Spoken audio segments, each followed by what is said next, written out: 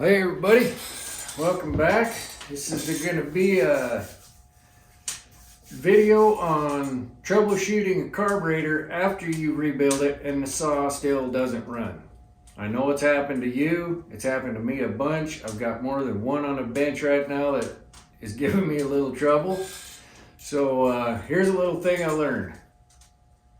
YouTube, and don't quit. So I'm gonna get set up here. We're gonna be turning this little guy back apart again. And there's more again to that again than there was ever before. That makes no sense, but think about it. I just did this video. I got a brand new phone. I'm trying to figure out where it's at, what it looks at, where to put stuff. And most of the things I'm about to show you, I've already done, but you couldn't see them because they weren't in the camera frame. So, once again, need an assistant. Let's get after it. Okay, so here we go. And I'll pay more attention this time, make sure everything's in frame. This is an HL22A. It's off a Pioneer 600, which you'll see. You get that little linkage out of the way. Believe me, that little guy gave me some trouble. Wow. Apparently I bent that a little bit when I put it back together or took it apart, and yeah, it did not want to stay in the linkage.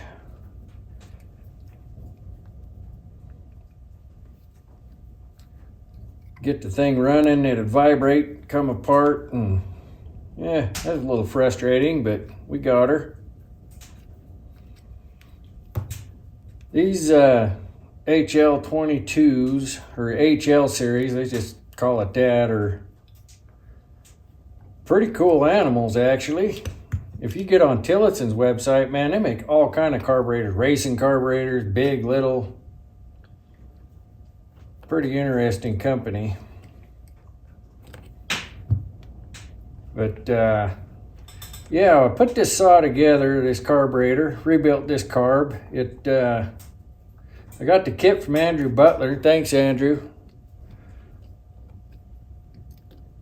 It went right together, cleaned up nice, put her in the ultrasonic cleaner and got everything pretty and shiny, and put the kit in her, and the darn thing wouldn't run. It'd start, then it would flood, and fuel would run out the end of the carburetor.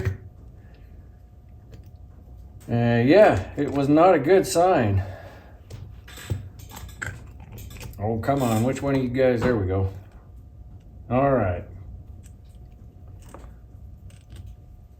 Got a little gas in her, of course, because I already did this video, like I said, once and ran it, so it's full of gas again.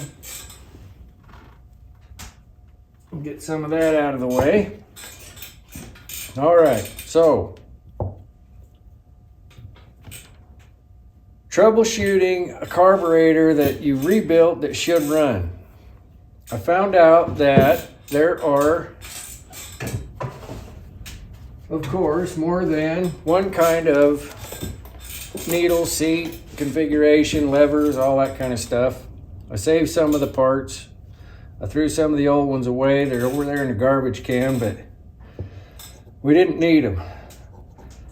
I got on that old YouTube and I looked and looked. I'm sure Hopper's got a video, but he's got so many videos on his channel that I just couldn't find the one I thought I needed to watch. So there's a guy on there I've been watching for a while called Leon's Chainsaw Parts and Repair, and that guy does a lot of good troubleshooting videos, rebuilds. He does lots of stuff.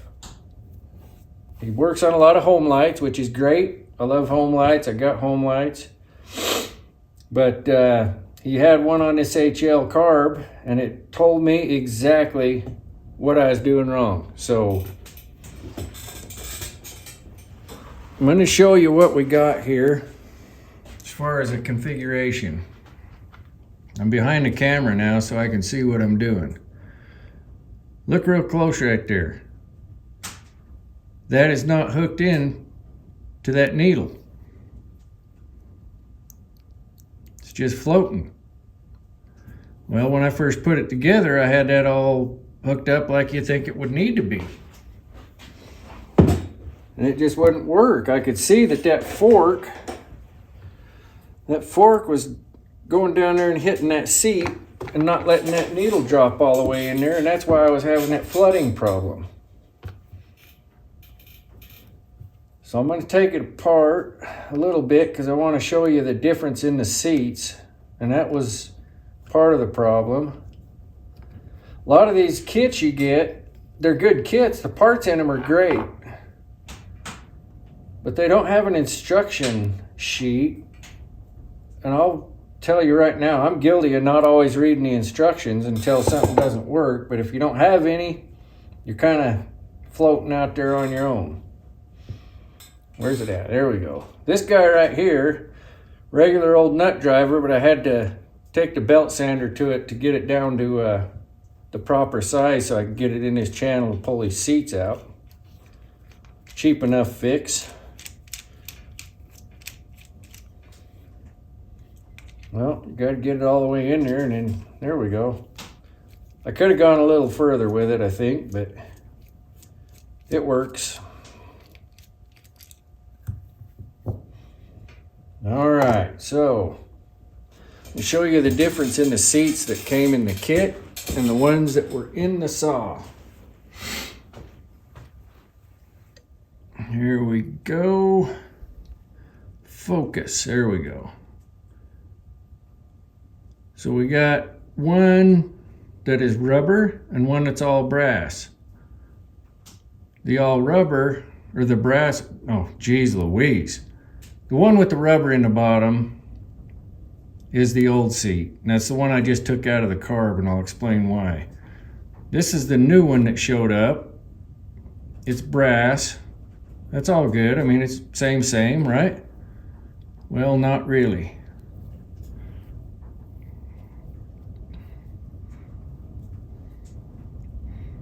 They're not the same length. And this one, the new one, I couldn't get the thread in. I think the threads are the same, but for some reason I just couldn't get it in there. So, problem was flooding, right? Needle wasn't dropping all the way down and seating against the seat to shut the fuel off. Well, always put them there, maybe you can see them.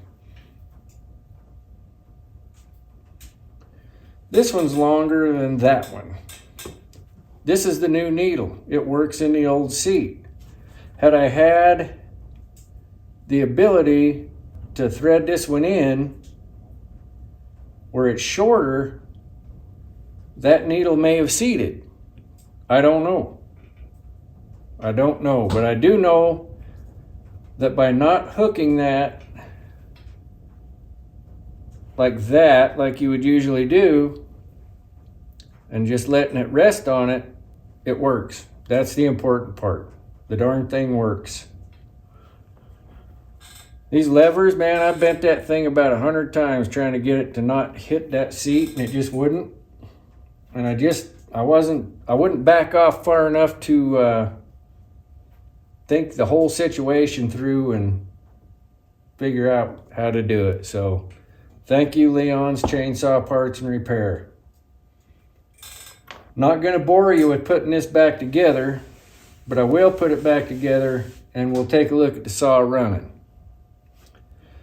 One other thing I'm going to mention on these old HLs, these Tillotsons, this is all plastic right here. If you're having an air leak issue, you think, check the bottom of this. Make sure that seal is good underneath there. Nope, that's not it. I threw it away too. I replaced the seal underneath that because it was pretty rotten. You don't want air getting in there. There's a screen in there. Make sure that screen's there and make sure that it's clean before you put it back together. And then maybe something I didn't do, but I got it fixed now. You can put that thing anywhere it needs to be to go to your fuel line. Just put a timing mark on there so you know where that goes back on. It'll just be easier. because you're not going to know it doesn't fit till you're about to put the carb back on. So, hey, I'll put this thing back together and then we'll go watch her run. Okay, so we moved out into the messy shop. Real time, I haven't tried to start it yet. Turn the throttle on, I'm not going to choke it because it's pretty warm. Let's see what we get.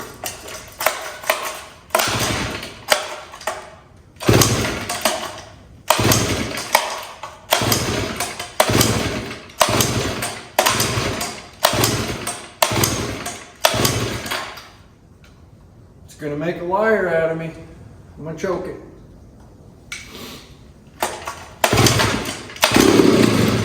There we go.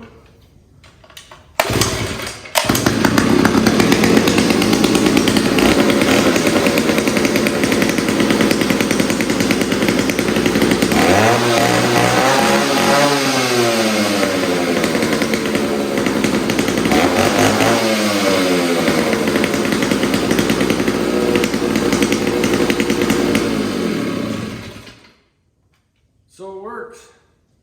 I've had this saw for, oh, I don't know, about not quite a year. It ran when I got it, but not good. It runs now. Don't ever give up. There's always a reason something doesn't work. And if you dig deep enough on YouTube, or you start messaging your buddies that work on these things, you'll find the reason that it doesn't run. Don't get discouraged. I get a little bit,